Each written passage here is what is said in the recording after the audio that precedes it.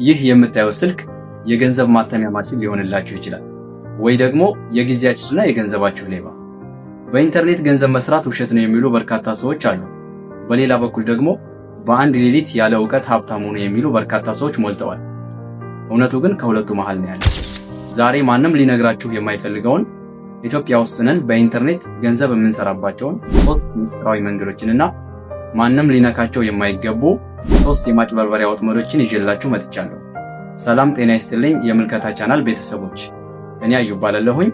ዛሬ በመጀመሪያ ቪዲዮአችን እውነቱን ከውሸቱ ለይተን የምናይ ይሆናል። አዎ በኢንተርኔት ገንዘብ መስራት ይቻላል፣ ነገር ግን ስራው ችሎታንና ጊዜን ይጠይቃል። ዛሬ ኢትዮጵያ ውስጥ ሆነን ልንሰራቸው የምንችላቸውን 3 ተፈላጊ ሙያዎችንና ልንጠነቀቃቸው የሚገቡ 3 የማጭበርበሪያ ስልቶችን በዝርዝር እናያለን።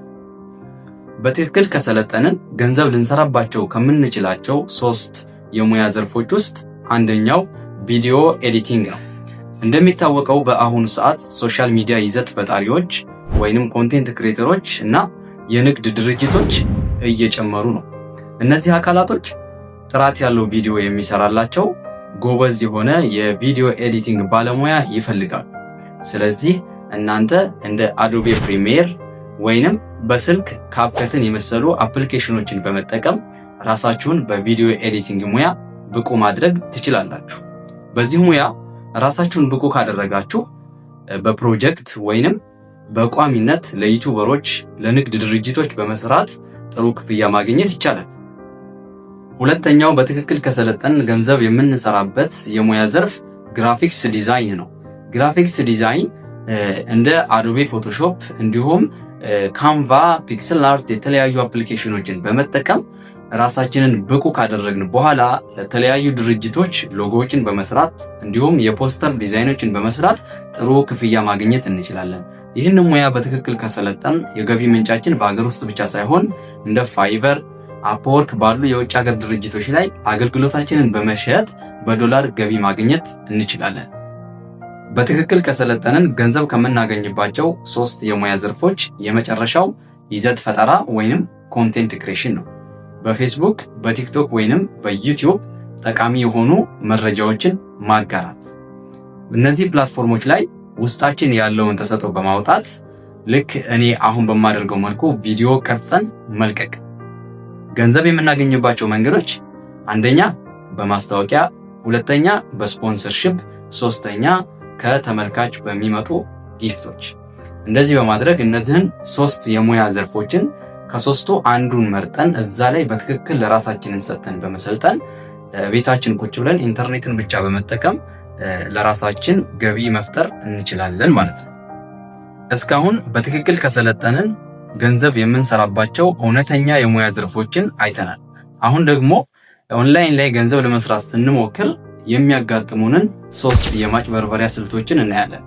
ከ3ቱ የማጭበርበሪያ መልእክቶች የመጀመሪያው ሊንክ ተጭነው ይውሰዱ የሚሉ መልእክቶች ናቸው።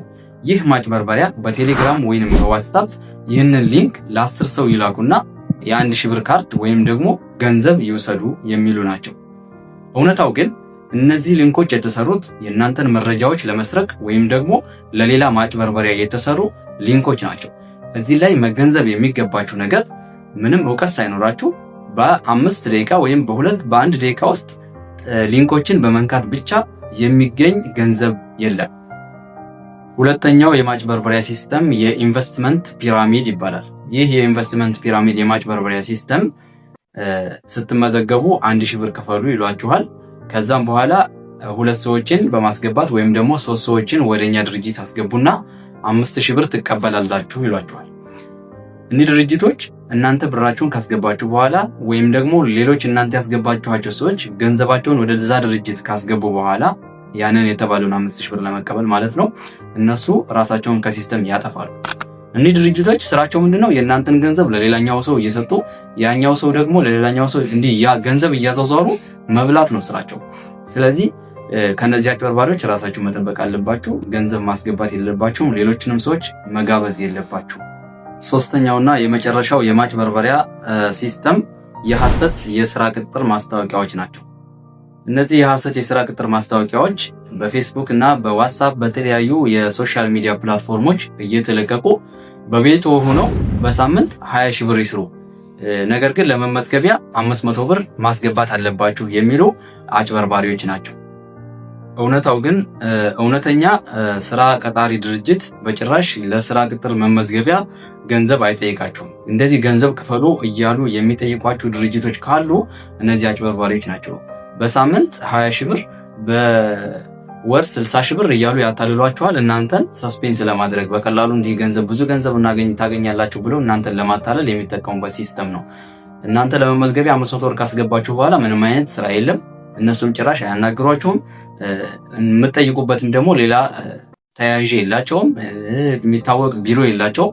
ስለዚህ እነዚህ አጭበርባሪዎች ስለሆኑ 500 ብርም ሆነ ምንም የምትጠየቁትን ነገር ማስገባት የለባቸውም። እነዚህ ሊንኮች ሲጀመር መንካት ተገቢ አይደለም።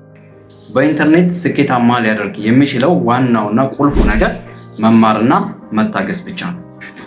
በተለያዩ ሙያዎች ችሎታችሁን አዳብራችሁ ብቁ ከሆናችሁ ዓለም በእጃችሁ ናት። የፈለጋችሁትን ነገር ማግኘት፣ የፈለጋችሁትን ነገር መስራት ትችላላችሁ። የሚያስፈልገው ከናንተ በሆነ ሙያ ራሳችሁን ብቁ አድርጋችሁ ባለሙያ ሆናችሁ መገኘት። የዛሬው መረጃ ጠቃሚ ሆኖ ካገኛችሁት ሰብስክራይብ በማድረግ ቤተሰብ ሁኑ። በሚቀጥለው ቪዲዮ ይዤላችሁ እንድመጣ የምትፈልጉትን ጉዳይ በኮሜንት አሳውቁኝ።